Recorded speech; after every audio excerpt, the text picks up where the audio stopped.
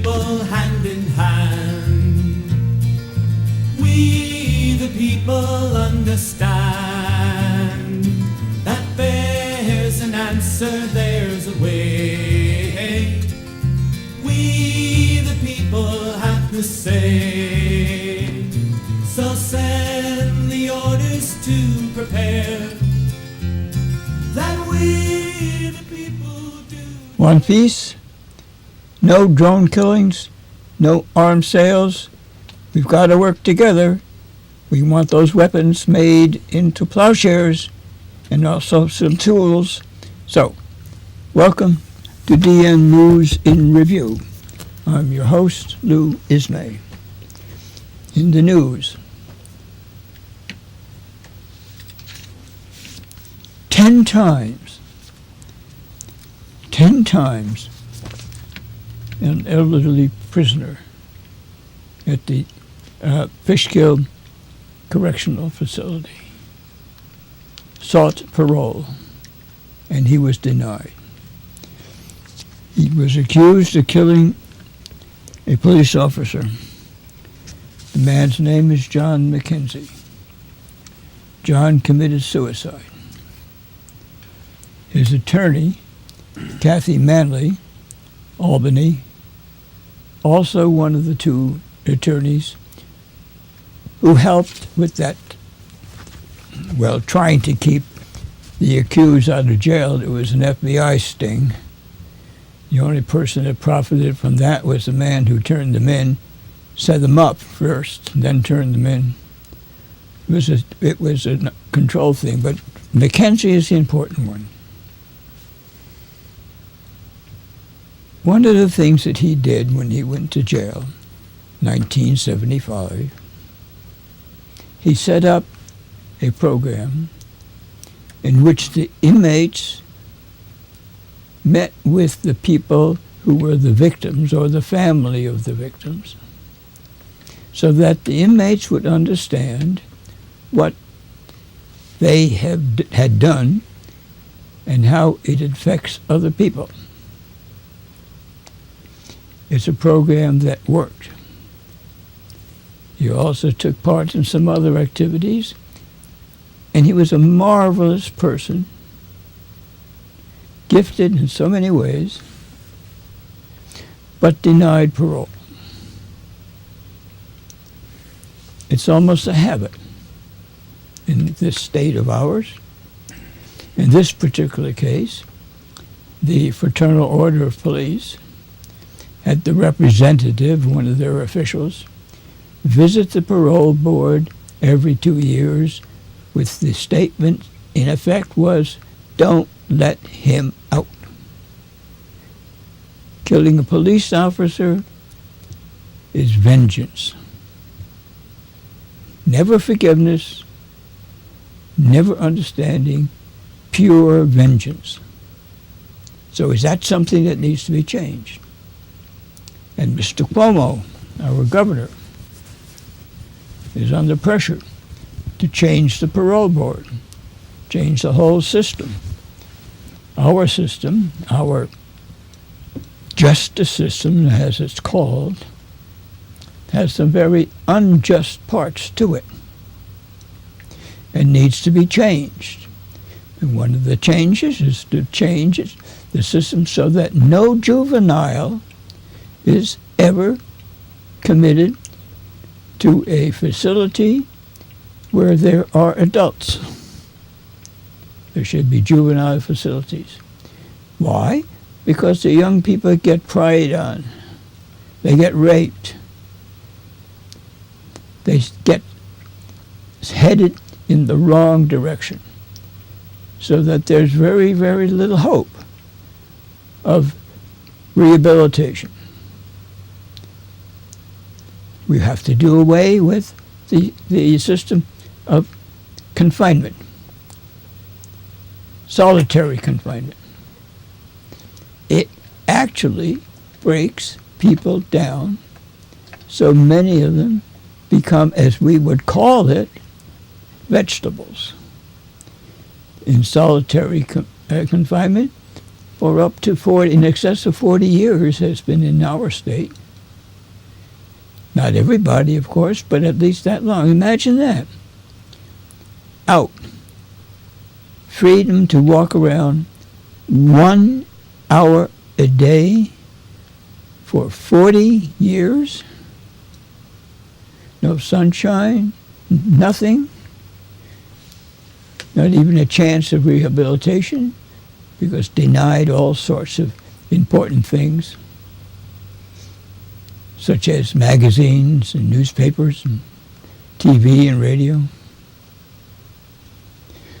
So, number one, Mr. Mackenzie. 10 times, elderly man in his 70s. And it turns out that the parole board is not letting out the elderly, who have no interest, apparently, in committing crimes. They just want to live. So, maybe an opportunity to have people who want to be on the parole board put into solitary confinement for a month or two and be subjected to some of the things in a prison. What a novel idea. Will it ever happen? Well, maybe not. But anyway, we can talk about it. Olympic Pride, 1936. 18, we called them Afro-Americans, and then they were just black people. They were called Negroes. Big debate in this country. 18, we only know of Jesse Owens, the track, because that certainly upset Adolf Hitler. The Olympics, believe, that year were held in Germany at the Nuremberg facility. Big stadium. Anyway, 2 of them women. There's a documentary out now, and we might want to see it. There was a big debate in our country. There was an ethics, a moral debate. We should not attend the Olympics. We would express our displeasure with the way that Hitler and his Nazi people were subjecting the rest of the country and others that areas where they'd captured the country and included it as the Greater Reich. Well, the athletes and 2 of the what we call now the black newspapers, Afro-American newspapers, wanted them to go and to compete. They did go, they did compete, they brought back gold medals. In Germany, it was Aryan supremacy. In the United States, it was they're ordinary, not even ordinary people. Really no comments at all. But we should be proud of them because their bravery, winning gold medals, competing under those circumstances that existed in society, especially our society, attitude toward people of color, especially from West Africa. That led to what happened over the years, to the present situation, where people of color are more readily accepted, except that we still have a white supremacy issue in our country. And Sister Simone Campbell, she's a leader of nurses on the bus touring the country, and they stopped in Albany last month. She stated that we of white skin ought to get together and decide how to share the opportunities that we have. And the opportunities, the empowerment, jobs, getting out of poverty, all these issues. And by the way, a lot of white folks are are impoverished, getting shortchanged in education. We're a class society. What we do is what we are. People don't ask, how are you? What great things are you doing? How are you using that mind of yours? First question is, think about it. What do you do? Well, if I push a broom, the conversation may stop right there. Although I might have a PhD or so, it doesn't matter. What I do is push a broom. What I do is hit a cash register. What I do is to make money. That all is a hierarchy. We do acknowledge that, don't we? We are concerned about it, don't we, in terms of equality and opportunity. I'm surprised if we're different. We want to be working together, don't we? I'm not as good at sarcasm as Mr. Trump. But anyway, something to think about. We have a new Jim Crowism going on in our country. Michelle Alexander has spoken about it. She's written about it. There's a book titled The New Jim Crow. Incarceration in prison. Suppression of the votes. North Carolina is asking the Supreme Court to reconsider. North Carolina had some onerous rules regarding voting privileges, rights. The Supreme Court said, no, that's wrong. Can't do that. Recently, within a day or so in the past, the North Carolina legislature asked for a reconsideration. That state wants to suppress the votes, wants to keep people of color from voting. We have a National Voting Rights Act, don't we? Well, this is how things go on. Sneaking in and out, we have to keep them aware, and the key word is pay attention. Pay attention and try to do something about it. Change is necessary. There's some concern, and here's the article. We can just look at that. We've missed the other articles. Anyway, here we go. Did companies and countries buy State Department access by donating to the Clinton Foundation? And the Clinton Foundation has received several millions of dollars. Whatever the situation is, FE wants to investigate and may end up doing that. The relationship between Clinton Foundation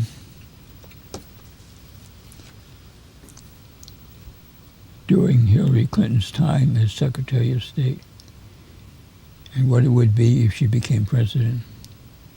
Newly released State Department emails include exchanges between top members of the Clinton Foundation and Clinton's top State Department advisors, including Huma Abedin and Cheryl Mills. The FBI reportedly wanted to investigate the Clinton Foundation earlier this year, but the U.S. Attorney General, Loretta Lynn, pushed back. And apparently the FBI wants to do this again. And we want to go back to some of these news clips, items that we mentioned. Now, this is one. Olympic pride, American prejudice. How 18 black Olympians defied Jim Crow and Hitler in 1936. 5-member gymnastic team in our Olympics now is the most diverse. The Central Olympics, Simone Biles and Gabby Douglas, African-American, New Jersey-born, Lauren Jimenez is of Puerto Rico descent. Madison Cochin and Avery Raceman are white. Simone Biles, Gabby Douglas, and Lauren Hickman are far from the first American Olympians of color to make history. Today we look at the new documentary. It looks at the 17, and Jesse Owens makes the 18. defied Jim Crow and Adolf Hitler to participate in the 36th Olympics held in Nazi Germany. Anyway, Owens got 4 gold medals that year, but that's just a review, and we want to get to that first story about Mr. Mackenzie. And the headline was, after being denied parole 10 times, elderly prisoner allegedly commits suicide at Fishkill prison. And anyway, he founded the group after he was released. See, now who is this? Oh, this is Mujahid Fareh, the leading organizer with the Release Aging People in Prison RAP campaign. He founded the group after he was released from prison in 2011 after serving 33 years on the 15-year life sentence. You see, this is what our parole board does. A little bit like the Pentagon does, and Congress really with Guantanamo. People ready for release. Kept 14 years without trial. Still kept in prison. It's not unusual in our prison system to keep prisoners for up to double their sentence. Sentence 15 years, in prison 33. Well, let's go on. This is an interesting article. The making of Donald Trump. David K. Johnson on Trump's ties to the mob and drug traffickers. David K. Johnson began covering Donald Trump in the 1980s when he was working as an Atlantic City reporter for the Philadelphia Inquirer. Johnson's new book, The Making of Donald Trump, looks at the side of Trump seldom covered in the press, his ties to the mob, drug traffickers, and felons. And the article, this interview with Amy Goodman on Democracy Now!, covers his connections. Drug trafficker, owning a helicopter, taking care of Trump's own helicopter, driving around with that in the drug trafficker's helicopter, his family, Trump's family, riding in the helicopter. That close connection with the Russian mob, connections with the mobs in our country, engaging in various kinds of transactions. The article also mentions how Mr. Trump does not know anything about running a casino, doesn't know the odds, doesn't know how to get along with people, doesn't know how to get along with the staff. But he does take the money, and that has weakened his casinos, which is why they go bankrupt. He has the money, the casino is gone, people's lives having to find a new life, a new job, whatever, new career. So it's not a very pleasant article to read.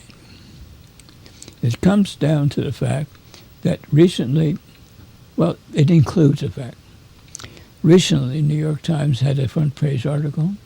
50 of the most prominent Republicans in this country wrote a letter asking him to stop running for president because these people were afraid of what he would do. People have also people knowledgeable people, including people who are in the security business, like FBI and CIA and all these others, are fearful that he would use nuclear weapons to solve what he considers problems.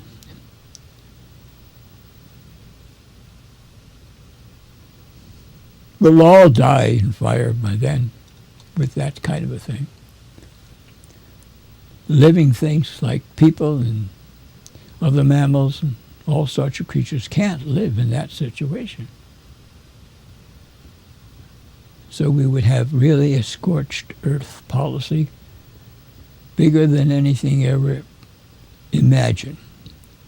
So there are legitimate concerns. What will happen is up to the people who vote. So recent changes in his staff over the last 24 hours or so, trying to find a balance or a new balance or whatever it is. Well, it's a matter of democracy. It's a matter of obligations to the rest of the world. Because after all, whether we want to acknowledge it or not, it's more than just USA, USA. It's a country that has respect in many areas. People want to come here for the freedom and the opportunities. So we'll have to think about that during this year. We'll have a very, very important election. Two candidates, neither very well liked by the opposite party, and there are some good reasons. We'll have to see. Now, we talked about this once before, but this is an important thing to remember. Here's a man. He's the head of the American Nazi Party. The Nazis have never quite gone away. He's the chairman, Rocky Suheda. And on his radio program last month, he thinks that Trump's presidency would be an opportunity for white nationalists to build political coalitions. Now, the Southern Poverty Law Center keeps a record of organizations that are a threat to liberty and freedom in our country.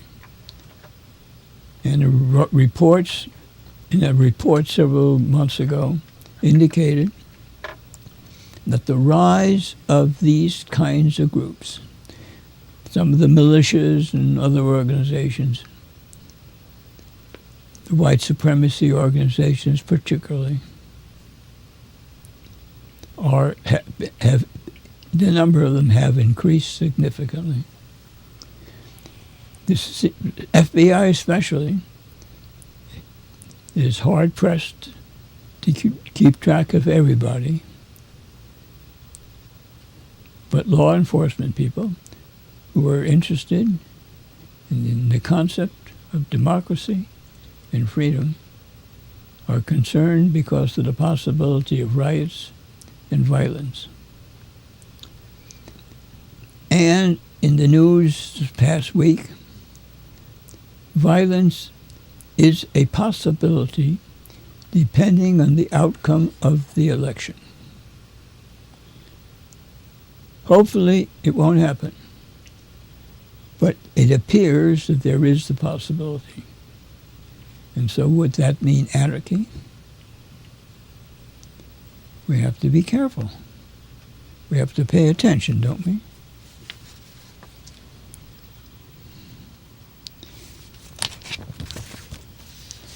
The situation with Mr. Trump is this. A recent photograph. New York Times associates say Trump is exhausted, bewildered, sullen, and erratic. And this is a photograph that's appeared in newspapers. Trump has blasted the article, calling the Times a failing newspaper of fiction, although Trump has reportedly not asked for any retractions. A recent Reuters poll shows nearly one-fifth of registered Republicans want Trump to drop out of the race. That's, 20%? In public, however, the Republican Party is continuing attempts to project unity.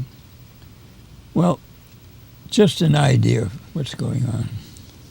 But that's an unusual photograph of him, isn't it?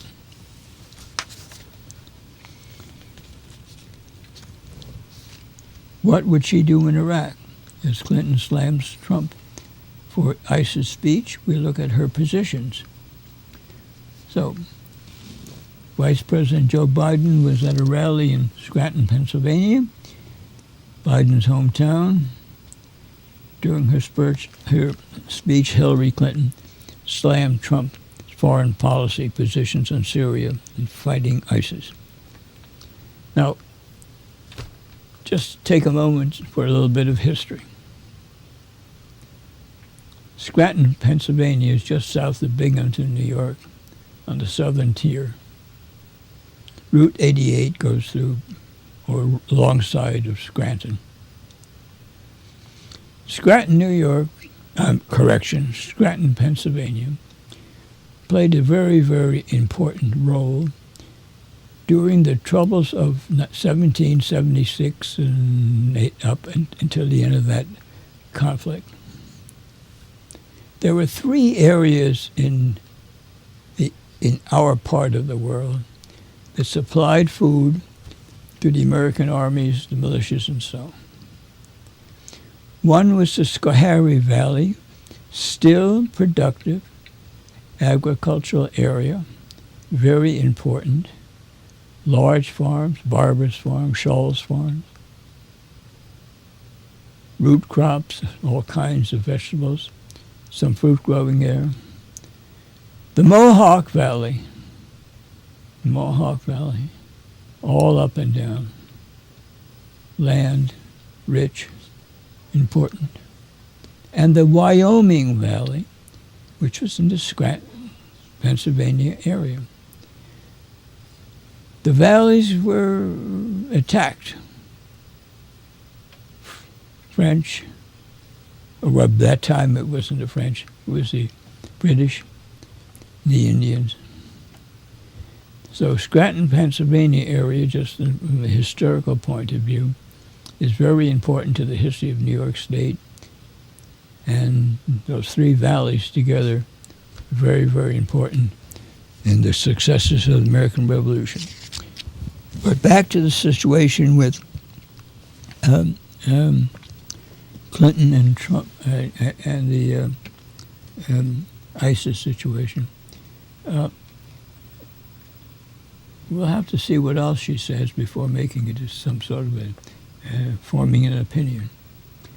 But that's very important to listen to what she says, is going to say about treatment of ISIS. It may be that we won't take part in some of the violence and actions, or maybe we will.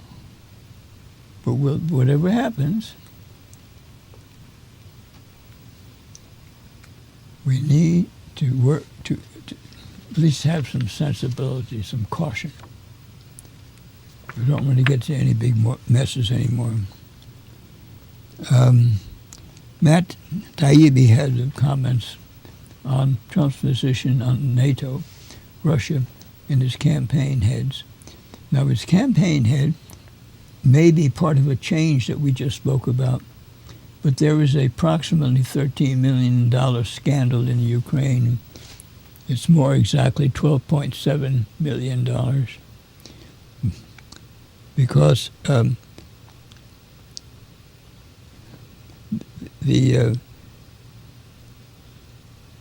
there was some consulting work done, and whether the money was actually transferred is part of the question. Now, we're going to get into something a little bit different. We're going to stop for a moment because we've left out the previous program. Some of the events are taking place in the area. So we're going to pause and take a look at the events, and then go on to some of the news that hopefully will be of interest and possibly of concern. So, here we go. The eighth step in